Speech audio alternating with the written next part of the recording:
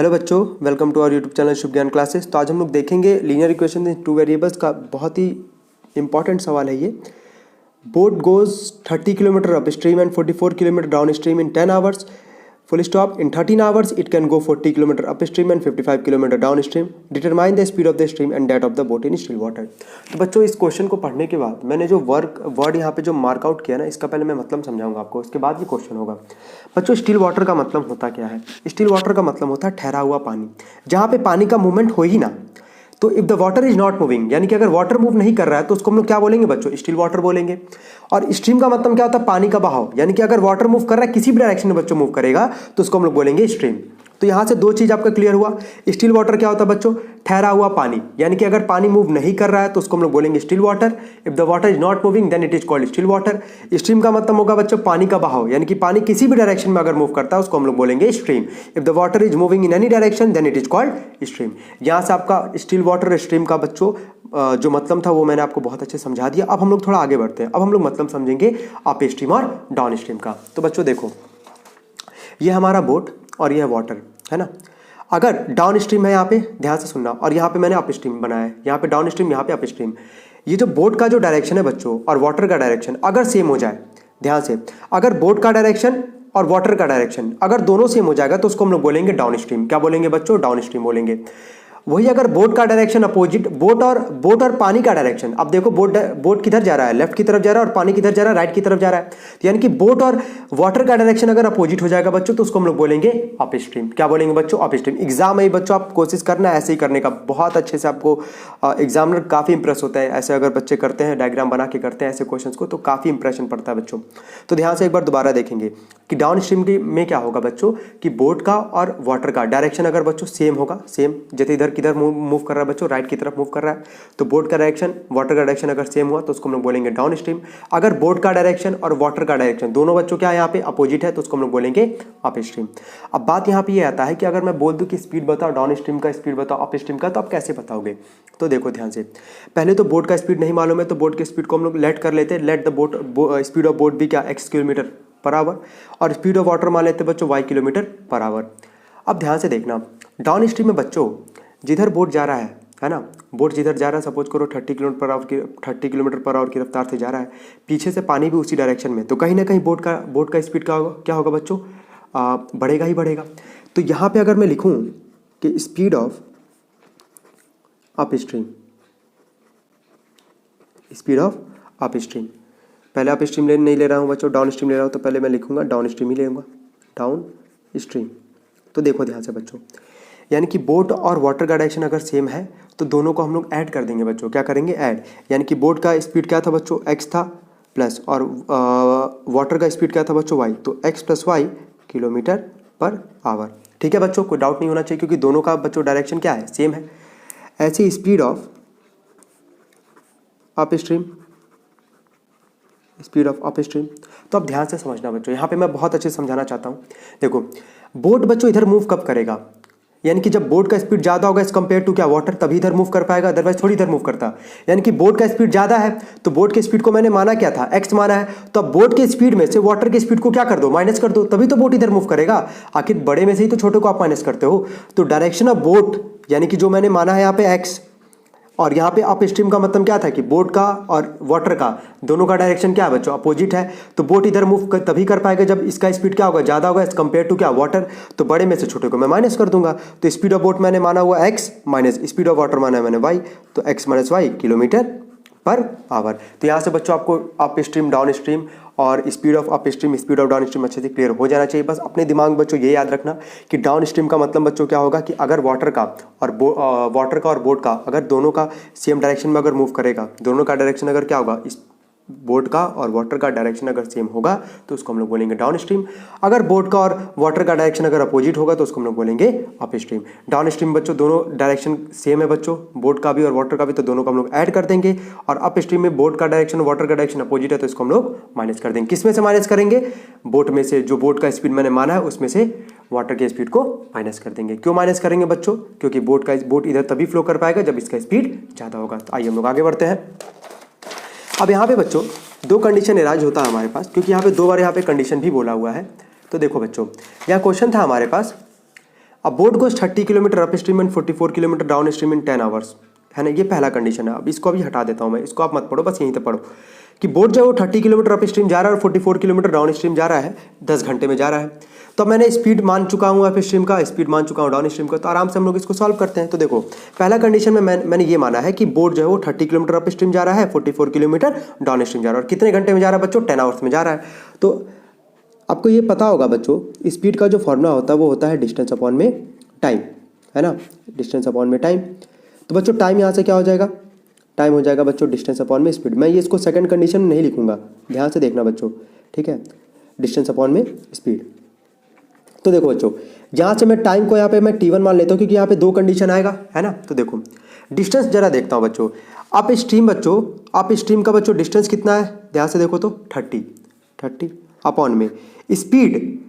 तो बच्चों speed of up stream मैंने अभी आपको बताया था ना, यहाँ पे मैं दोबारा पेज को टीयर आउट कर लेता हूँ बच्चों, ध्यान से देखो, अब कोई कन्फ्यूजन नहीं होगा। तो देखो यहाँ पे स्पीड ऑफ अप स्ट्रीम मैंने क्या बताया था, क्योंकि बोट का और वाटर का डायरेक्शन क्या था बच्चों, अपोजिट था, तो स्पीड ऑफ अप स्ट्रीम मैंने क्या माना है, x माइनस वाई। तो मैंने अप स्ट्रीम का डिस्टेंस लिया है, तो स्पीड भी मैं अप स्ट्रीम का लूंगा। तो स्पीड ऑफ अप स्ट्रीम है बच्चों कितना, x माइनस वाई, तो मैं लिख देता हूँ x minus y, plus down stream बच्चों कितना डिस्टेंस है 44, तो 44 अपॉन में, तो स्पीड ऑफ डाउन स्ट्रीम बच्चों कितना है, क्योंकि दोनों का डायरेक्शन क्या था, सेम था, तो यहाँ पे मैं जोड़ दूंगा x प्लस वाई। ये आपका बन गया बच्चों पहला इक्वेशन, ठीक है। अब आ जाओ जरा हम लोग सेकंड कंडीशन पे बढ़ते हैं बच्चों, ठीक है, केस सेकंड पे आते हैं। तो बच्चों केस सेकंड था हमारे पास, बोट जो है वो 40 किलोमीटर अप स्ट्रीम है और 55 किलोमीटर डाउन स्ट्रीम है, और कितने घंटे में बच्चों, 13 आवर्स में। बच्चों मैंने यहाँ पे 10 आवर्स नहीं लिखा है, मुझे यहाँ पे लिख देना चाहिए था, मैं यहाँ लिख देता हूँ दोबारा, अब मैं लिख देता हूँ। तो T1 की जगह मैं कर देता हूँ 10 इक्वल टू 30 अपॉन में x minus y plus 44 upon में x प्लस वाई। इसको मैं इक्वेशन 1 मानूंगा, इसको इक्वेशन 1 नहीं मानूंगा, ठीक है। तो आइए बढ़ते हम लोग आगे। तो बच्चों देखो यहाँ पे वही पता था हम लोग को, मैं यहाँ पे टाइम का क्या कर लूँगा, और टाइम इक्वल टू क्या था हमारे पास, डिस्टेंस अपॉन में स्पीड, है ना। तो टाइम को मैं यहाँ पे मान लूँगा T2। तो डिस्टेंस पे आते हैं बच्चों, 40 किलोमीटर अप स्ट्रीम है 40, और अप स्ट्रीम के लिए आपने देखा था कि दोनों का डायरेक्शन अपोजिट था, तो x माइनस वाई हो जाएगा, प्लस बच्चों डाउन स्ट्रीम के लिए कितना डिस्टेंस है यहाँ पे 55, और डाउन स्ट्रीम के लिए आपने देखा था कि दोनों का डायरेक्शन सेम था, तो उसको हम लोग मान लेंगे x प्लस वाई। यहाँ पे बच्चों टाइम कितना लग रहा है 13 आवर्स, तो 13 इक्वल टू 40 अपॉन में x minus y plus 55 upon में x प्लस वाई। इसको इक्वेशन मान लेंगे हम लोग सेकंड। तो बच्चों यहीं तक सबसे इंपॉर्टेंट चीज़ था जो मैंने आपको समझाया है, स्टिल वाटर का मतलब, स्ट्रीम का मतलब, अप स्ट्रीम का मतलब, डाउन स्ट्रीम का मतलब। काफ़ी बहुत आसान सवाल है बच्चों, बस आप इसको बहुत अच्छे से एक बार देखना, एक बार नहीं समझना 2 बार देखना, ठीक है। उसके बाद मुझे कमेंट बॉक्स में बताना आपको समझ में आया कि नहीं आया। तो आइए हम लोग दोनों इक्वेशन को बच्चों सॉल्व करते हैं बिना किसी देरी के। पहला इक्वेशन बच्चों हमारे पास क्या था, मैं यहाँ पे लिख लेता हूँ, इसको मैं यहाँ पे करता हूँ।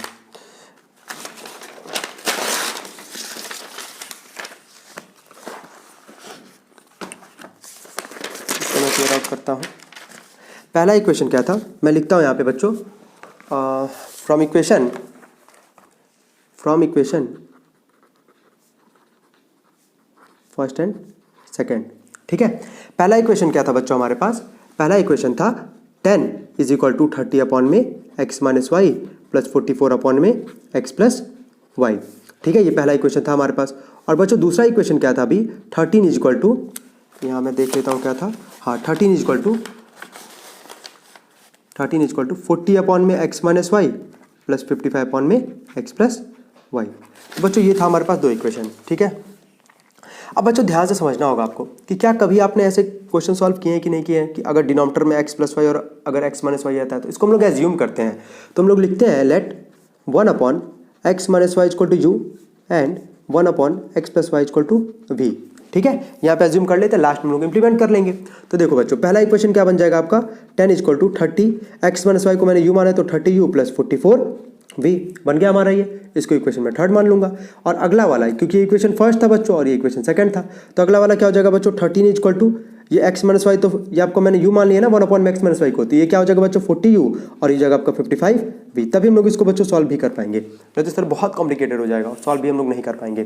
तो देखिए अब यहाँ पे मुझे कुछ हटाना पड़ेगा, या तो मैं u को एलिमिनेट करूँगा या तो v को एलिमिनेट करूँगा, तो एलिमिनेशन मेथड है हमारे पास। तो देखो यहाँ पे बच्चों है, अब यहाँ पे 0 को हटा दो, पता चला अब 30 40 से लगे मल्टीप्लाई करने दिक्कत हो जाएगा। अब छोड़ो यहाँ पे देखो, यहाँ पे u का कोफिशिएंट यहाँ पे क्या है 3, 0 को भूल जाओ, यहाँ पे 3 और यहाँ पे क्या है 4, तो क्रिस क्रॉस कर देते हैं और सारा प्लस है तो माइनस कर लेंगे।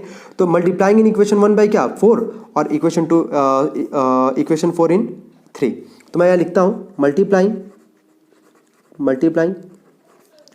In equation 3 by 4 and in equation 4 by 3 and subtract both the equation. तो बच्चों देखो, अब मैं यहाँ पे मल्टीप्लाई करने जा रहा हूँ 4 से, तो 10 4 जा हो जाएगा बच्चों 40, 43 जा बच्चों हो जाएगा 120 u, और 44 में 4 का मल्टीप्लाई करता हूँ 4 4 जा 16, 4 4 जा 16 176 v। फिर इक्वेशन 4 में मुझे 3 से करना था, 13 3 से कितना हो जाएगा बच्चों 39, 43 जा हो जाएगा 120 u, और 55 में 3 का करता हूँ 5 3 15, 5 3 15 165 v। माइनस करना था बच्चों, मैं माइनस कर देता हूँ, ये तो कट जाएगा ना बच्चों, ये तो कैंसिल आउट हो गया हमारा। ठीक है, अब 176 में से बच्चों 100 अगर मैं 65 अगर माइनस करूँगा तो कितना आएगा, 6 में से 5 जाएगा बच्चों, आ जाएगा आपका यहाँ पे 1, 7 में से 6 जाएगा, आ जाएगा बच्चों हमारे पास 1, यानी कि 11 v इज इक्वल टू, और यहाँ पे बच्चों 40 में से 39 जा रहा है तो कितना आ जाएगा बच्चों 1, यानी कि v की वैल्यू अगर मुझे यहाँ से निकालनी हो तो क्योंकि यहाँ पे 11 मल्टीप्लाई इधर के क्या करेगा डिवाइड, यानी कि v की वैल्यू मुझे मिल गई बच्चों 1/11 मिल गई। अब v की वैल्यू मिल गई तो मैं इक्वेशन 3 में रख दूँ या फिर 4 में रख दूँ, वहाँ से मुझे किसकी वैल्यू निकालनी होगी u की। तो मैं यहीं पर सॉल्व कर लेता हूँ, लिख लेता हूँ यहाँ पे putting the value of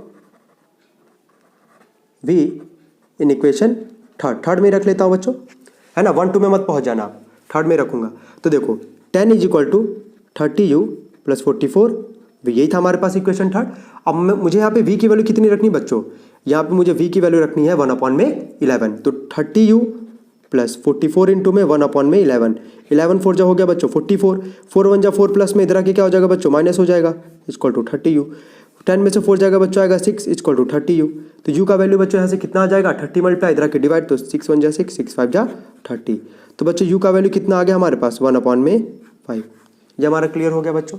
v और u का बच्चों वैल्यू आ गया है, यहीं पे हमारा क्वेश्चन ओवर नहीं होता है, क्योंकि मैंने स्पीड ऑफ बच्चों बोट को माना था x किलोमीटर पर आवर और y को मैंने माना था स्पीड ऑफ वाटर को मैंने माना था y किलोमीटर पर आवर। तो आइए हम लोग देखते हैं, अब ये जो u और v की वैल्यू आई बच्चों, मैं इसको इक्वेशन किस में रखूँगा, जो मैंने माना था यहाँ पे, है ना, मैंने माना क्या था बच्चों यहाँ पे, अब देखो ध्यान से, मैंने माना ये था बच्चों कि 1/x minus y equal to, मैंने माना था क्या u, है ना, और 1/x प्लस वाई को मैंने माना था v, है ना। तो 1 में x माइनस वाई, और u की वैल्यू बच्चों अभी कितनी आई है देखो तो जरा, u की वैल्यू बच्चों आई 1/5, तो मैं रख दूंगा 1/5, और यहाँ पे बच्चों 1/x प्लस वाई, और v की वैल्यू बच्चों कितनी आई थी 1/11, हो गया हमारा काम। ठीक है, अब मैं इसको सॉल्व कर लेता हूँ बच्चों, यही हमारा आखिरी होगा। तो देखो 5 1 जा 5, और ये x माइनस वाई में 1 का करोगे तो x minus Y, equation 3rd 4th माना था, मैं इसको इक्वेशन मान लेता हूँ 5th, और यहाँ से बच्चों 11 1 जा 11 equal to x plus y में 1 का करेंगे तो x प्लस वाई, इसको मैं मान लेता हूँ 6।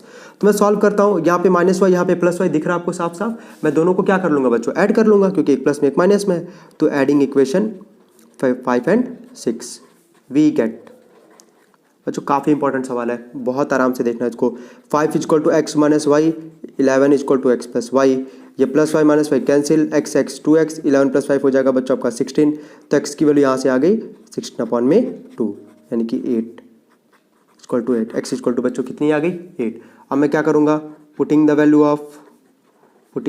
ऑफ एक्स इन इक्वेशन, इस बार मैं 6 में रख लेता हूँ, ठीक है। चलो 11 equal to x plus y है हमारे पास, 11 इक्वल टू एक्स की वैल्यू आई 8, 8 प्लस वाई, तो वाई की वैल्यू बच्चों कितनी हो जाएगी 11 माइनस 8, यानी कि कितना आ गया बच्चों 3।